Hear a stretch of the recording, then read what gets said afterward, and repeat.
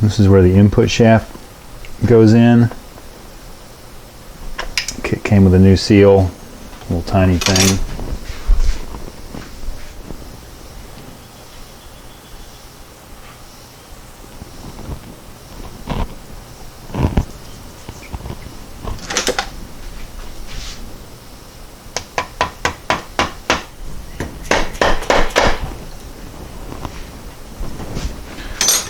That was the clutch pushrod seal.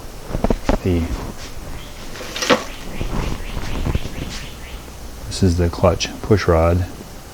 I need to look back and see which way this goes because the end's a little bit different and I don't remember exactly. So we'll hold off on that. And there's the input shaft right here. That came with a seal also. Try to get that out of there.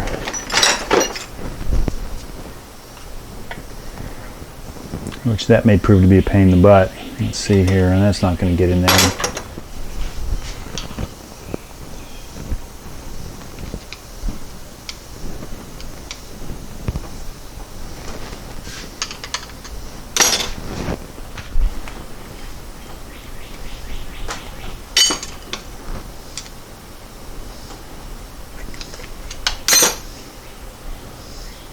There's that.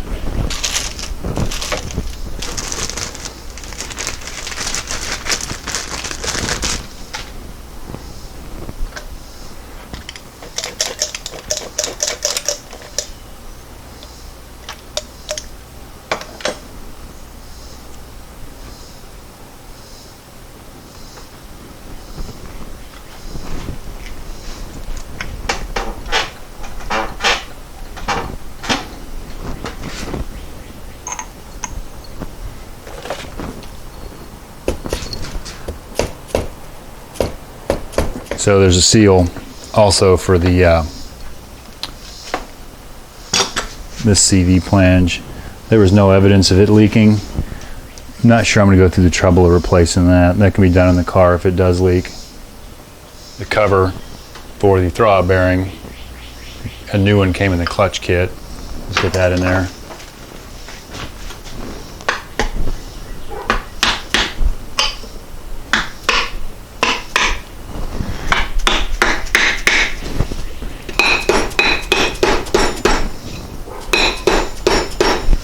There didn't appear to be any sealant on the other one, so we'll go and dry with that one. Pretty sure it's interference fit, so that should be good. So I believe this transmission is ready to go back in the car. So now we'll get on to getting the clutch ready.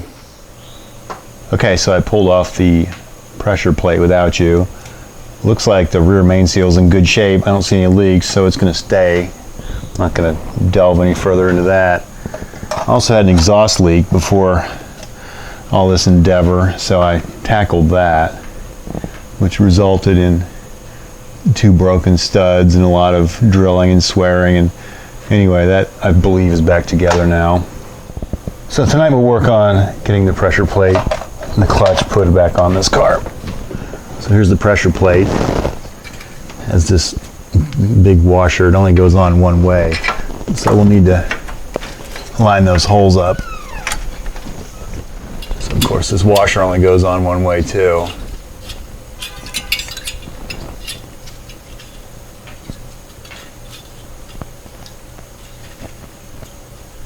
There we go. I've also applied some more thread locker on here. You can't really see it.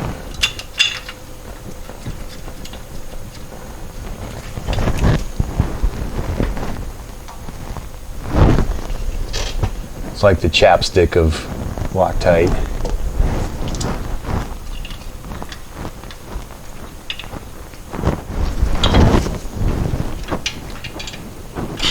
Hold yours, folks.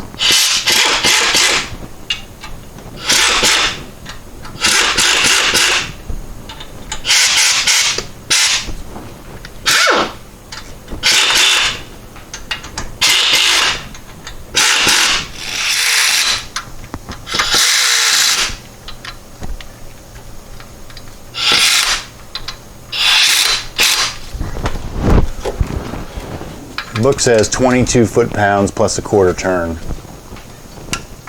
plus a quarter turn.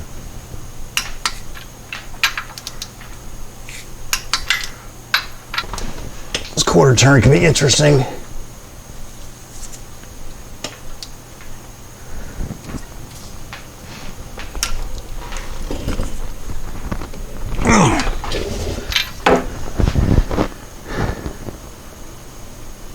Yeah, so that's going to be pretty difficult. So I think we'll do it the old school way.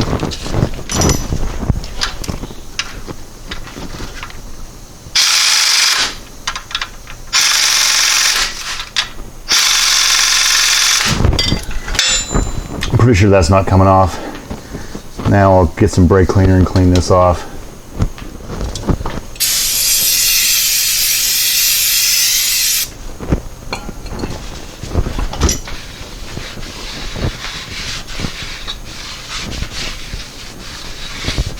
Next, the release plate.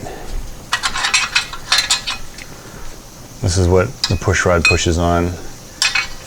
And disengages the clutch. This clip holds it in.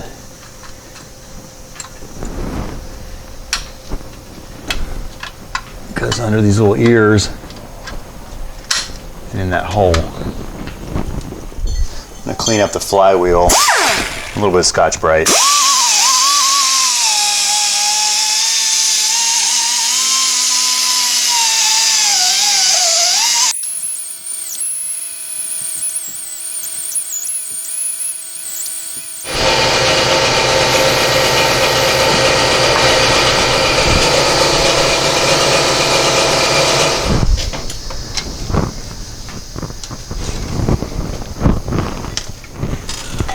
So this is the alignment tool that lines up the disc. Let's try it with that shoved in there.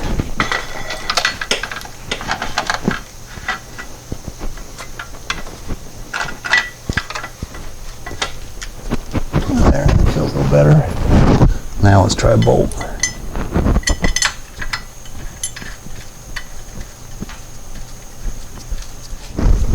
Okay, I believe that started.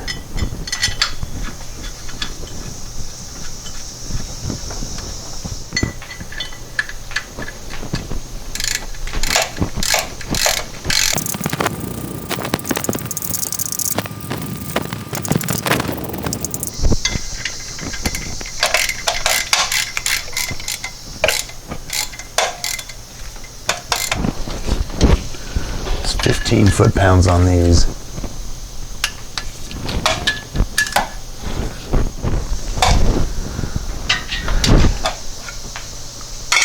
This clutch kit came with some lube. So we'll put on the splines of the input shaft of the transmission.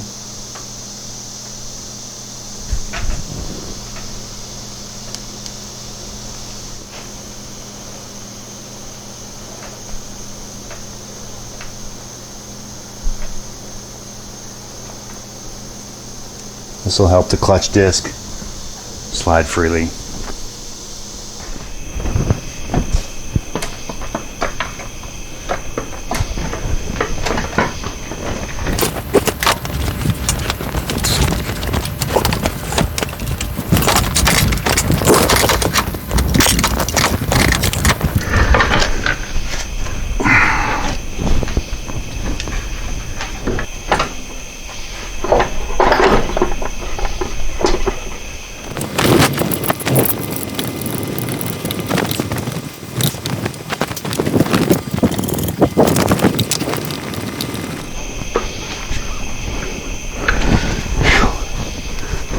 Okay, it's on there and has one bolt holding it for now.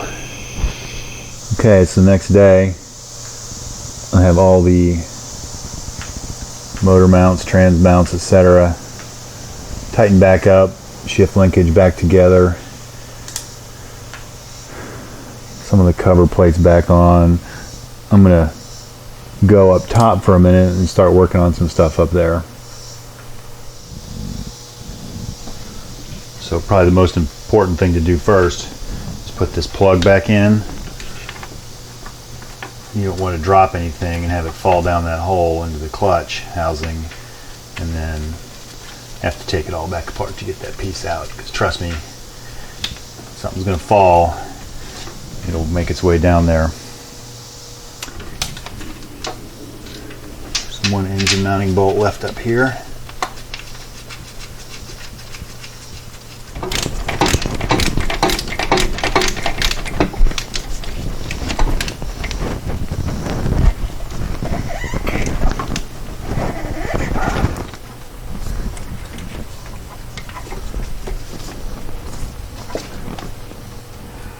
This engine mount bolt, or engine to trans bolt, has a stud with a 13mm nut on it, and that's what the ground of the battery attaches to.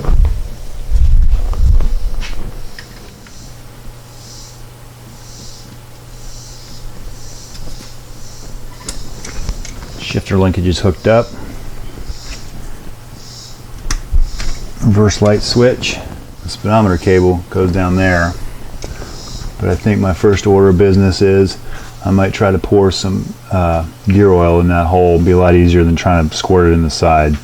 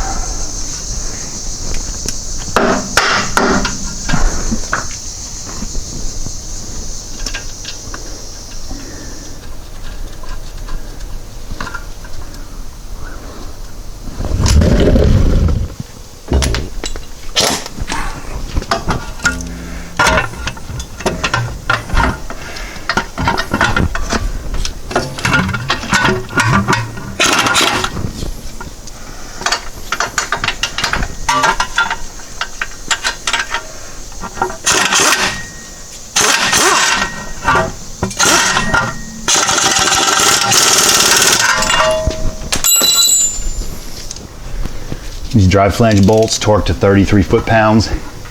This is probably something, in my opinion, that you definitely need to torque. It seems like if you don't, they come loose.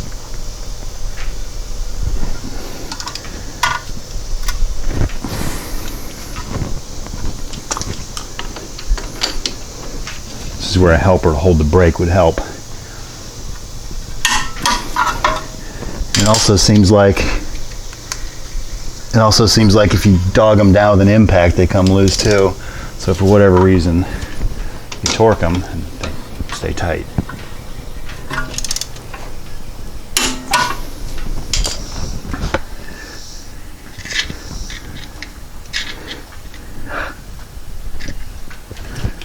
So to hook up the clutch,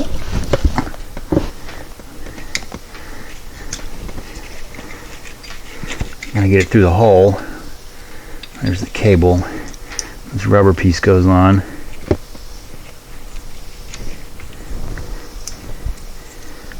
Followed by this flat metal piece. And then the clip has a little detent in it. I have the adjustment backed way off, so I had some slack. While we're under here. Go ahead and fill the trans the rest of the way.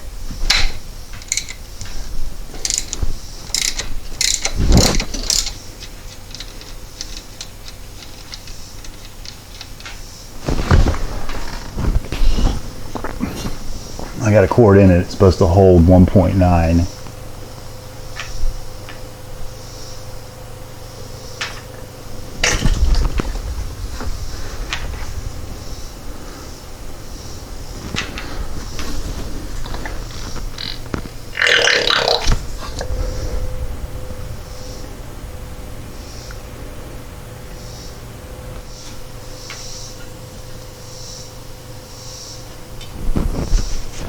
Call that good enough for now.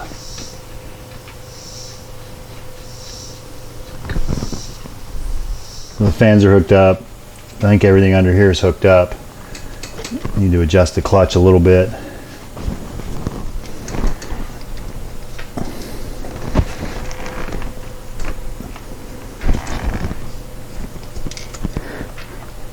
It's going to give it a little free play.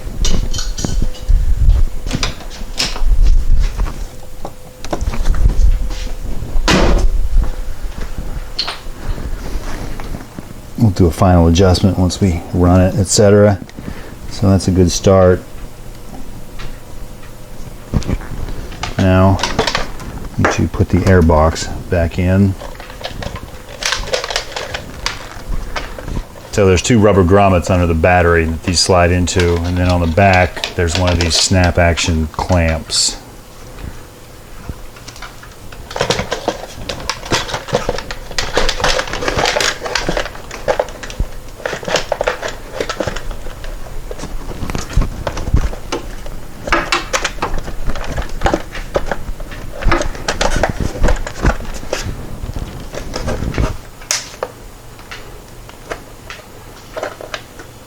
Fresh air hose up here at the front, and the exhaust heat preheat comes in the back.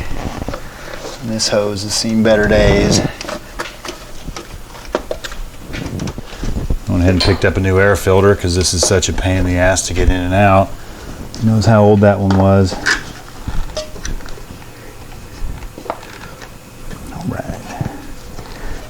Vacuum hose over here.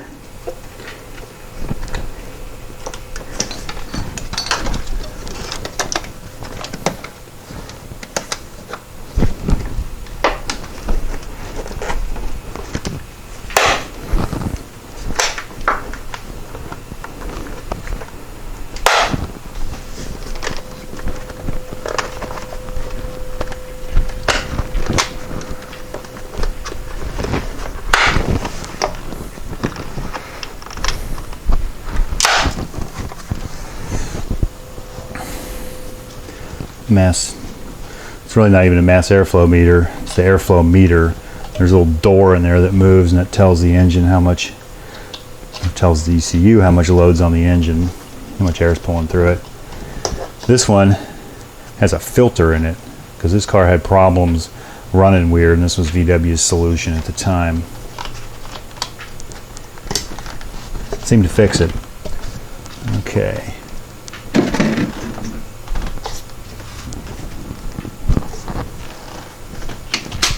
See anything else unhooked?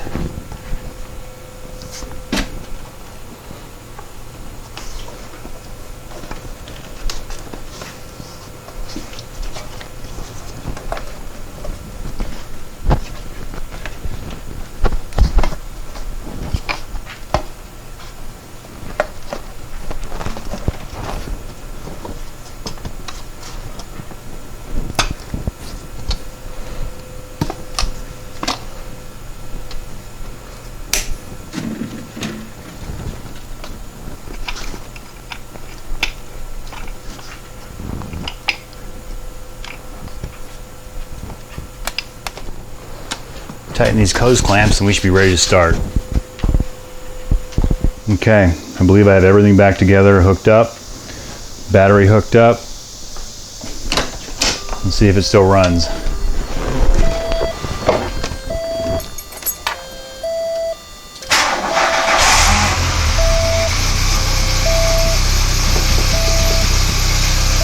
Okay, I'm going to let the clutch out.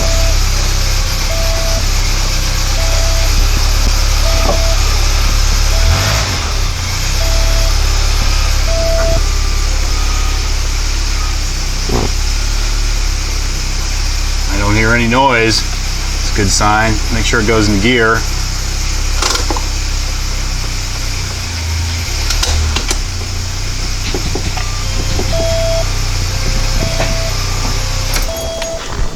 Okay, since we had this axle nut off, take this drive shaft out, we need to torque it. It should preloads the wheel bearing. It's 177 foot-pounds.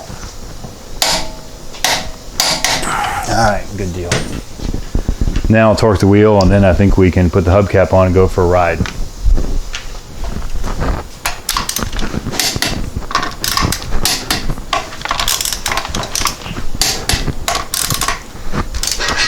So we've just returned from a successful test drive. It's much quieter and it's much easier to drive because the clutch actually acts like it should. So one last thing, the clutch adjustment. The cable's right here. I'm gonna, based on how much free play is, I'm gonna turn this little white knob down here. I'm gonna take a little bit of free play out of it. Leave it right there. And there's a 17mm lock nut. Take that back. There's a 15mm lock nut. So that's 15mm. Just snug that down.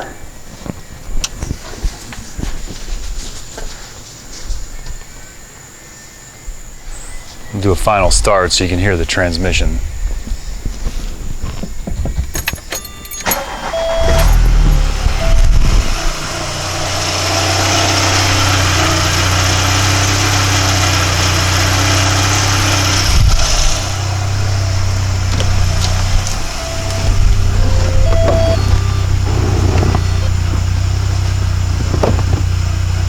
Clutch in,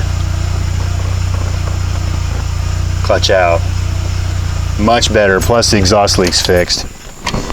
So thanks for watching, subscribing, we'll see you next time. And hey, don't forget to hit the little bell so you get reminders every time I post a video. So part of the side project during this episode was I repaired an exhaust leak, went under there first, felt air coming out, put a new nut on the stud because it was loose. That didn't fix it. So I went and got a new gasket. What I found out was you could buy a gasket for that 93 Cabriolet, and it has it's a double downpipe. I had to go hunting around and end up getting one for like a 2001, 2003 new Beetle. So I got that one, and then went to put it on and broke a stud off. And long story short, broke two studs off and ended up mangling the first gasket. So anyway, if you're looking to repair an exhaust leak on your 93 Cabriolet, make sure which manifold you have, because this apparently has a single downpipe. And our other Cabriolet actually has what I call a like toilet seat one. It doesn't have a gasket. It has some clamps and a ring that hold it on there. So just some side information.